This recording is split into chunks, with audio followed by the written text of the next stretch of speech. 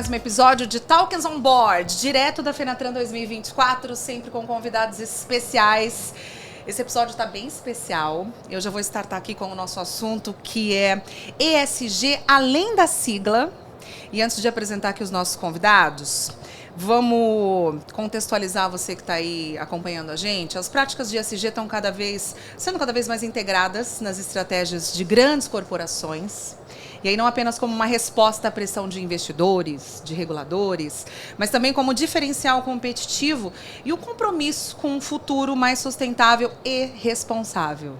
ESG deixou de ser apenas uma sigla usada em relatórios corporativos para se tornar uma filosofia central no modo como as empresas conduzem os seus negócios. E aí nesse episódio a gente vai aqui com os nossos dois convidados explorar o conceito de ESG além da sigla, discutindo como essas práticas estão sendo implementadas de forma concreta nas empresas, especialmente no setor da mobilidade.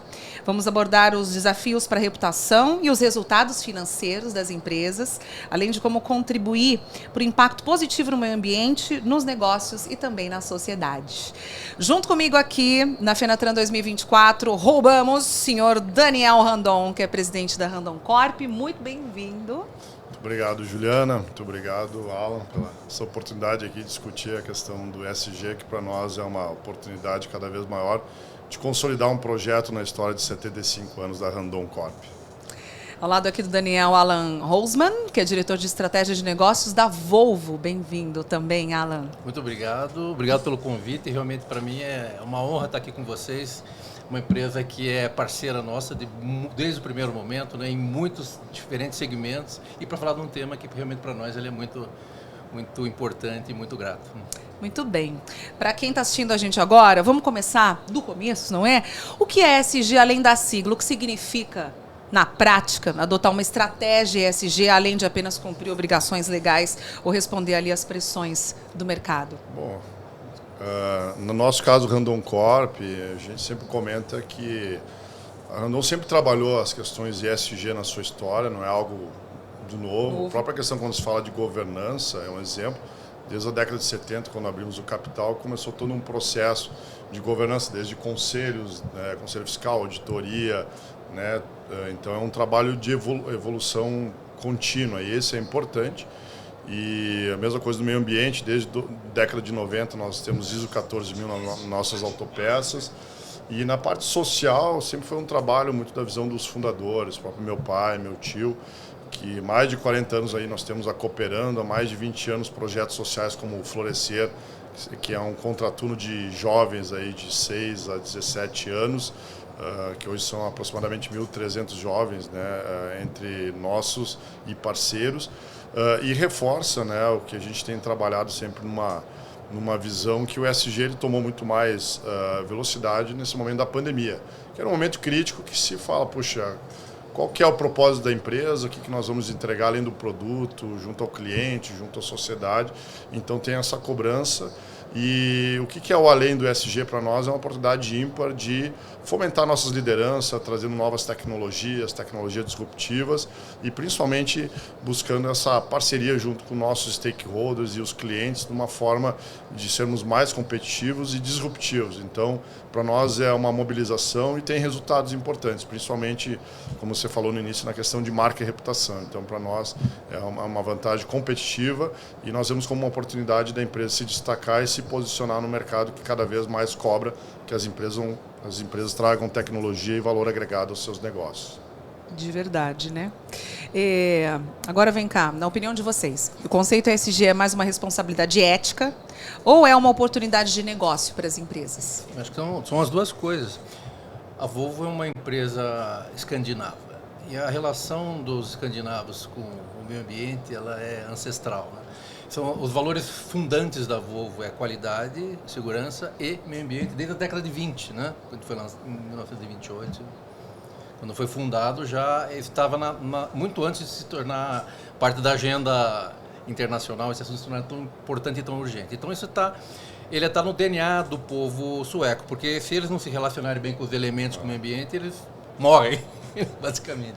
E é uma sociedade extremamente igualitária já de muito tempo, né? Ou seja, o parlamento sueco ele sempre foi dividido, o papel da mulher na sociedade sueca sempre foi, muito antes de a gente começar a falar dessa pauta, né?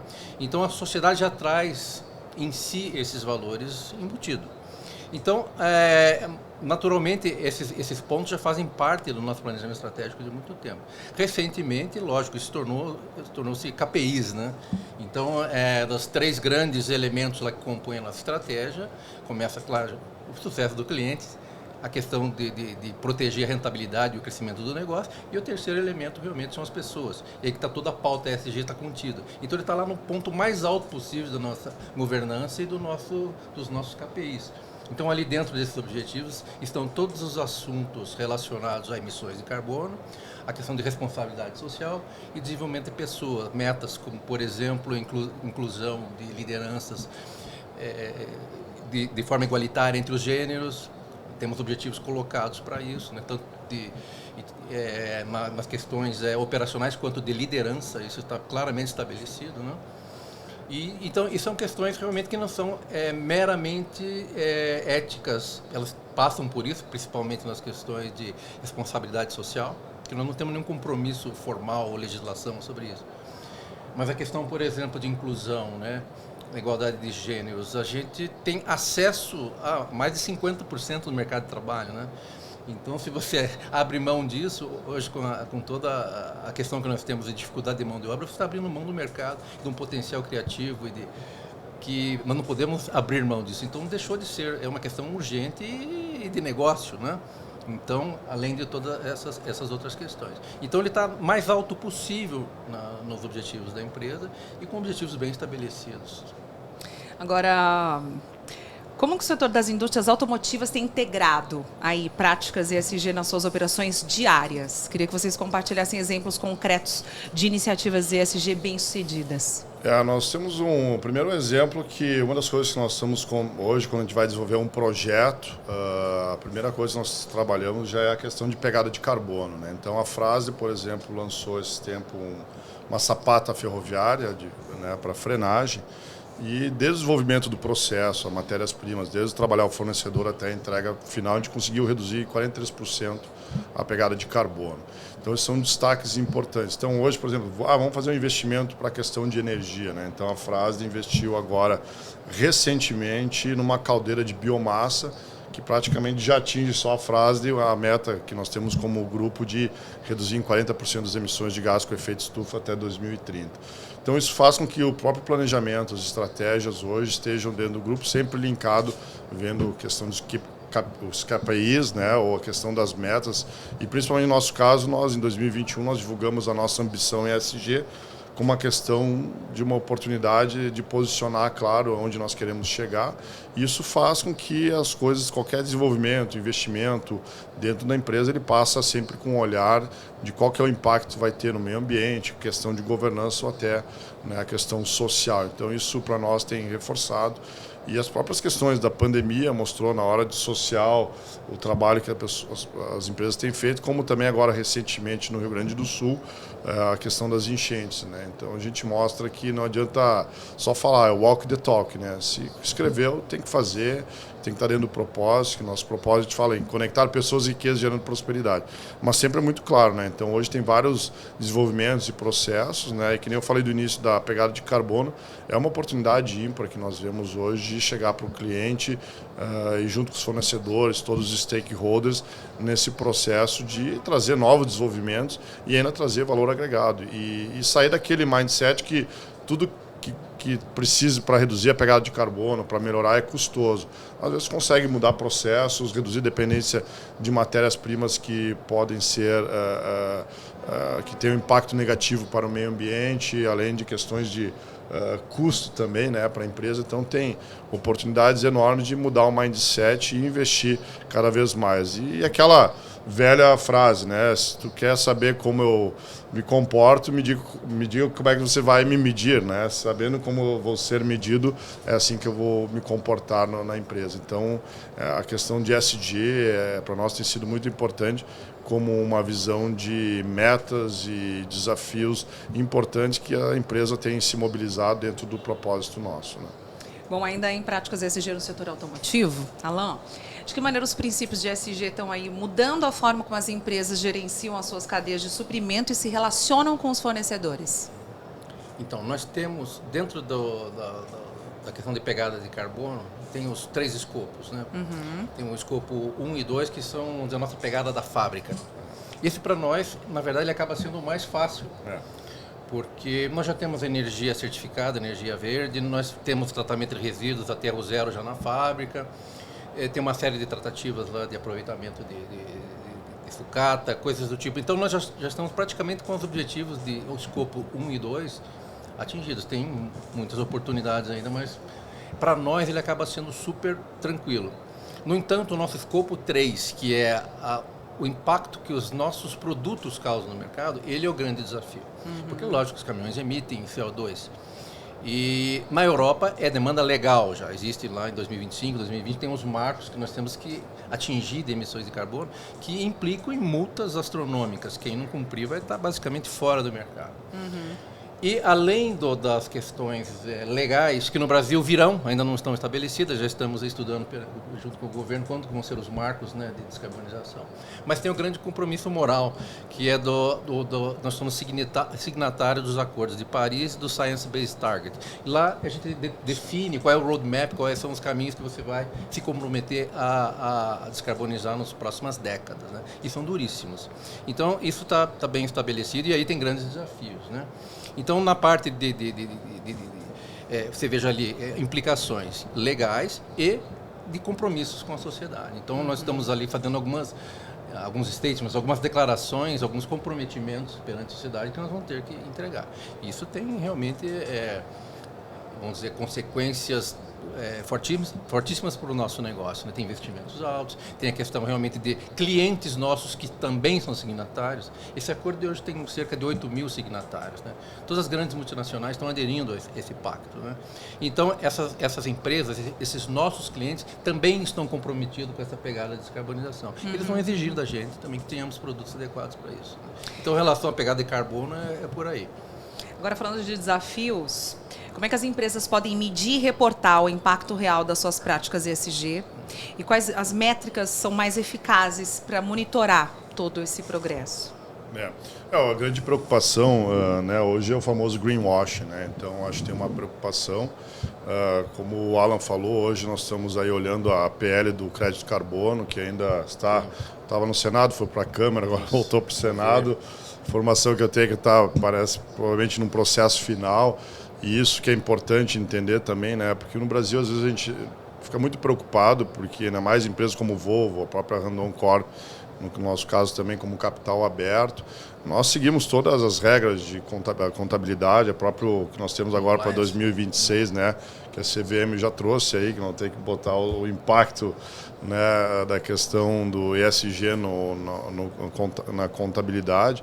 O que nos preocupa é sempre essa visão assim que toda a cadeia faça isso e não só as grandes empresas, né? Porque a questão do greenwashing muitas vezes são empresas que não têm o compromisso, né, de estar totalmente de acordo, né? E infelizmente a informalidade às vezes acaba muitas vezes crescendo. Então acho que esse é um dos desafios, principalmente nessas leis que vêm do PL de carbono, na questão não só de punir, mas incentivar as empresas que fazem isso, né? Eu acho que tem várias coisas que estão evoluindo, né, nessas questões, tanto com auditoria, mas também no caso de pegada de carbono a gente tem trabalhado muitas vezes até softwares, né, que possam acompanhar no dia a dia as informações para que tenha os números, como é a questão do RP, que tu tem uma empresa na parte de contabilidade, a questão de pegada de carbono, ela também é nessa visão importante. E só da pergunta anterior aqui, né, eu queria comentar que a Volvo faz um excelente trabalho nisso, né, na questão junto à cadeia, os fornecedores. Então, eles têm um encontro anual dele, não falou muito, mas nós já fomos nos últimos 2 lá, na Suécia lá. E o Martin, que é o CEO global da Volvo, deixou bem claro, ó, nós vamos reduzir, né, a chegar a net zero carbono em 2040, mas sabe que não é sozinho, né? Então isso é legal, porque a gente já tem um trabalho dos fornecedores e isso da Randon Corp também para os nossos fornecedores, nós passamos para a cadeia no sentido de vir junto, vamos ver alternativas, né? Então, assim, é uma caminhada, que nem eu falei no início, é uma governança, é passo a passo, mas o mais importante é colocar metas e trazer todos os stakeholders nisso, os nossos fornecedores nos trabalhos, nossos encontros de fornecedores também, a gente incentiva os fornecedores a buscar essa demanda, né, na redução de pegada, até porque dizem, olha, vocês têm uma oportunidade, meu cliente principal aqui, a Volvo, está demandando e eu vou fazer isso para a cadeia como um todo, né, até o aço, até os nossos fornecedores menores, para que cumpram as metas e assim a gente consiga cumprir. Então, o papel das lideranças de empresas grandes como Volvo, né, e outras empresas tem esse papel junto à cadeia de buscar a questão do ESG e até ajudar, mas também mostrar o caminho, né. A gente falou dessa caminhada com tantos obstáculos e desafios. Então, agora eu quero saber de vocês quais os benefícios de longo prazo, a opinião dos dois, para as empresas que adotam o ESG e se isso se traduz em ganhos financeiros, competitividade ou outro tipo de vantagem. Bom, eu até comentei na questão anterior que passa a ser uma questão básica de competitividade. Os grandes embarcadores puxam muito isso, essa questão, os nossos clientes puxam isso, alguns transportadores, até empresas pequenas que não têm nenhum objetivo próprio lá de ESG, eles acabam sendo pressionados por conta dos seus grandes clientes, os seus embarcadores, né? Então, isso a realidade daqui para frente é essa. E quer ver, tem um exemplo bacana que envolve 3 questões aí numa única iniciativa, que nós temos um projeto que chama-se Iron Woman. Então, esse projeto que nasceu no Peru e ele tem o aspecto de responsabilidade social porque ele pega pessoas com determinado risco social, mulheres, e as treina como motoristas de caminhão. Gostei. Então, ele forma mulheres em situação de risco. Então, você veja, nós temos um aspecto de responsabilidade social, um aspecto de inclusão, porque está trazendo mulheres para o mercado de trabalho, e temos um grande benefício de estar formando motoristas, que hoje em dia é terrível a questão de mão de obra, né? Então, nós temos um benefício, então nós temos aí 3 vetores trabalhando junto numa única iniciativa, né? Então, você veja como realmente a coisa pode ser bastante interessante para as empresas como um todo, né? No caso, Juliana, eu vejo assim que, como negócio, sim, tem muitas oportunidades. Exemplo nosso aqui, estamos aqui nas autopeças da Randon Corp, nós temos o nosso eixo regenerativo elétrico, que chega a reduzir 15% a 25% do consumo de combustível num produto, sendo acoplado numa carreta, além de dar 200 HP de potência numa subida, que isso contribui. Então, esse é um exemplo de um produto que hoje está se viabilizando e é rentável até porque tem alguns clientes que já demandam na ponta, né, que tem a redução das emissões e até os clientes, alguns clientes conseguem colocar um markup, um preço um pouquinho maior junto aos seus clientes que têm metas, né, de ESG, de reduções de emissões, então isso é importante. Mas acho que o grande ganho das empresas, e não é uma coisa tão simples de mensurar, eu falo aí desde 2016, que nós tivemos nossa crise política, econômica e moral, que antigamente as empresas quebravam pela falta de caixa. Hoje, além da falta de caixa, a falta de reputação é um dos pontos mais sérios, entendeu? Então, uma empresa hoje que não segue a linha da questão, né, ainda mais com as mídias sociais hoje, as informações são muito rápidas.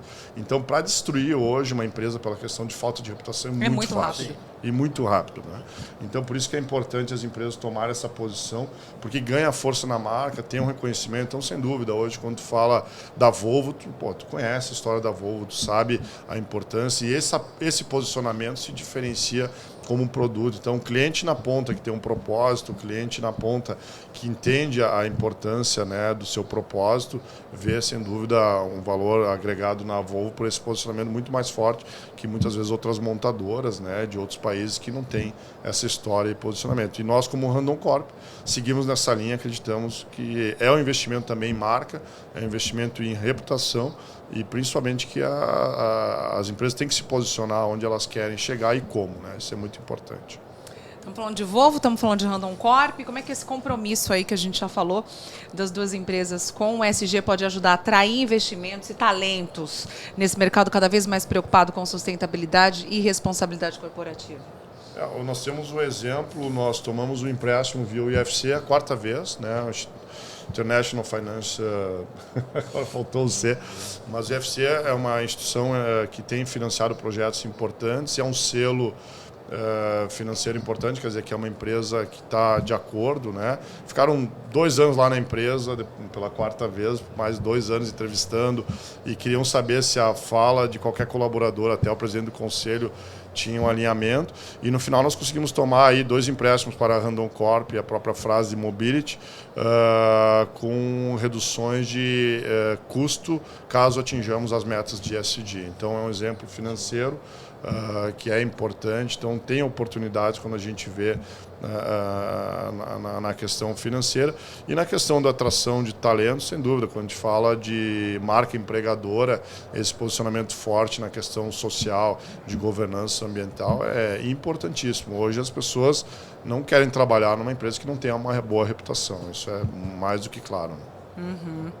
Bom, a gente já deu para entender aqui, né, que não é mais uma escolha estratégica opcional, mas agora eu quero saber de vocês dois. Como é que as inovações tecnológicas podem apoiar na implementação de todas essas estratégias ESG de forma mais eficiente e acessível para empresas de todos os tamanhos? Bom, a questão tecnológica é interessante. Nós estamos vivendo hoje um momento no Grupo Volvo que é o recorde de todos os tempos de investimentos em pesquisa e desenvolvimento, o nosso R&D, famoso nosso budget. Por que nós temos, nesse momento, nós temos que cuidar da eficiência dos motores de combustão interna, porque nós precisamos ter, é o nosso hoje grande agente de incomes, né? Então nós temos que, por questões de competitividade e também de contribuição na diminuição de pegada de carbono, nós temos que melhorar o motor de combustão atual. Em cima, isso aí já é o nosso de sempre, né? Em cima disso eu tenho que investir em eletromobilidade, eu tenho que desenvolver soluções de hidrogênio, eu tenho que desenvolver soluções de gás e de combustíveis alternativos, tudo ao mesmo tempo. Então nós temos um recorde de investimentos de todos os tempos da Volvo. Então nós temos grandes exercícios de priorização, então, grandes riscos, né, estratégicos. Se você faz hoje uma aposta errada, daqui a 10 anos você pode estar simplesmente fora do mercado. Então, e todos justamente motivados principalmente pela questão da pegada da descarbonização das metas que nós temos colocado. Então isso não é uma alternativa, isso aí é a realidade. E realmente, então, e a tecnologia, realmente, a gente tem muita confiança, eu pessoalmente, na tecnologia. Eu acredito realmente que a gente vai caminhar muito. Nos próximos 10 anos vocês vão ver coisas muito interessantes acontecendo, né? Nós estamos engatinhando em algumas tecnologias, né? Juntos aí, a questão de eletromobilidade é uma, né? A gente tem visto todo ano novidades e a questão do custo do quilowatt-hora caindo, novas tecnologias de bateria, novos powertrains. Então isso vai acontecer, mas lógico que isso tem o seu tempo, não vai ser tão rápido assim. Então a gente ainda precisa muito trabalhar na eficiência das tecnologias atuais, né? E o Brasil, a gente acredita muito nesse potencial. O Brasil é um paraíso energético, né? Todas as fontes alternativas de combustível a gente tem aqui. Já tem aqui. Nós temos a matriz elétrica verde, nós temos o agronegócio poderosíssimo, nós temos gás. Então, nós temos o potencial para todas essas tecnologias aqui no Brasil. Então, vamos dizer, as nossas possibilidades de contribuição de uma forma global, elas são imensas. Então, as oportunidades são muito interessantes. E a gente acredita que realmente a tecnologia vai trazer soluções. Mas ainda tem um gap grande, tem um desafio bem grande pela frente. Tem. Agora, o ponto positivo, por exemplo, no nosso caso, nós temos o Instituto Hercílio Randon, que é uma ICT, um Instituto de Ciência e Tecnologia. Investimos muito em tecnologias disruptivas. Ano passado requerimos 66 patentes no NPI, né, praticamente aí atrás da Petrobras, que é um super investimento como empresa no Brasil. E algumas tecnologias que a gente tem conseguido, por exemplo, a gente conseguiu desenvolver uma tecnologia, transformar micro-nióbio em nanotecnologia. E a gente acredita que o futuro dessas tecnologias disruptivas são impressionantes. Então, por exemplo, nanonióbio na tinta, hoje a gente consegue uma tinta à base de água, sem solventes, reduzimos o tempo e a temperatura de cura, então é direto, questão, né, de meio ambiente positivo. E também a gente traz uma proteção de 3 a 4 vezes mais a proteção da tinta de corrosão. Então, são exemplos. Outros também materiais compósitos, né, materiais mais leves, substituindo aí tanto no caminhão, no semi-reboque, o aço ou alguns outros produtos mais pesados e até com mais, às vezes, produtos até que tu consegue uma melhor reciclagem. Então, a redução do peso também transporta mais, menor emissão. Então, tem muitas tecnologias, as próprias baterias, né? Eu acho que nem o Alan falou, talvez algumas coisas estamos ainda engatinhando, mas eu acho que tem algumas tecnologias disruptivas que vão vir nos próximos anos.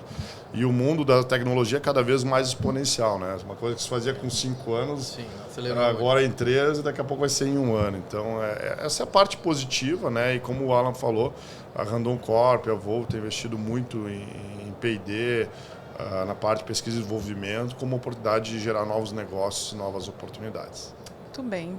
Que aula aí, meus queridos. ESG, além da sigla, conversei aqui com o Daniel Randon, que é da casa, presidente da Randon Corp. Vou liberar esse moço, porque ele já deve estar sendo disputado aqui, atrás da porta desse podcast. Alan Rosman, muito prazer em conversar com você, diretor de estratégia de negócios da Volvo. Muito em breve a gente volta com mais um episódio aqui do nosso Talks on Board, mais um episódio direto da Fenatran 2024. Alan, muito obrigada. Eu que agradeço. Muito obrigada pela conversa. Daniel, muito obrigada. Muito obrigado, Juliana. Obrigado, Alan. Obrigado pela oportunidade. Boa feira para vocês. Até o próximo episódio. Que aula, hein, galera? Obrigado.